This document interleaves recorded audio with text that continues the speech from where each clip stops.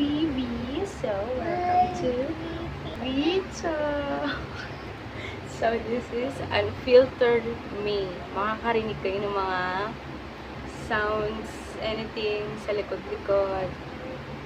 So, ito ang mga question para makalala nyo akong mabuti. Let's start with this.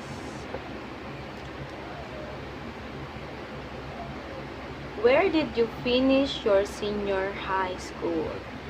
So, I graduated at San Beda College. San Beda University. Next question.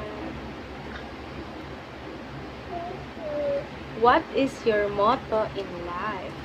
My motto is, experience is your best teacher and your worst experience is your best lesson.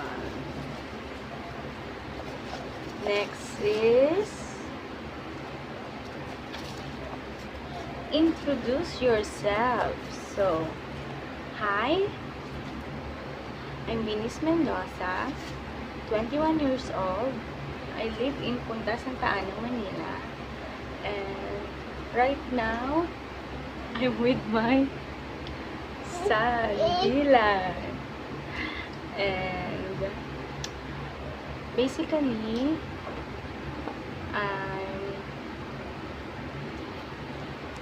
I'm with my live-in partner, and I'm studying while taking care of our sideline, our business.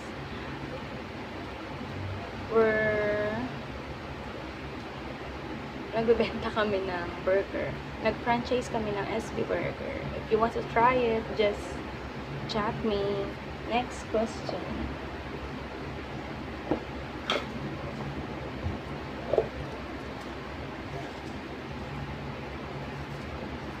So, kinalap-kalat niya na.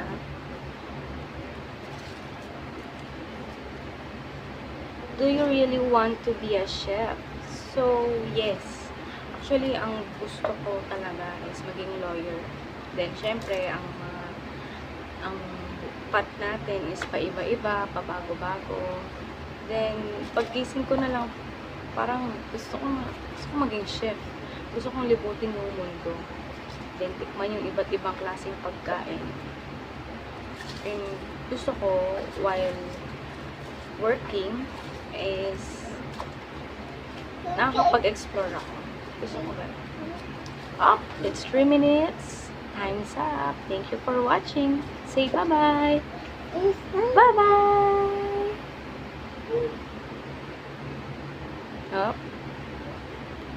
One question. Last. How can you manage studying while taking care of your baby? My key is time management.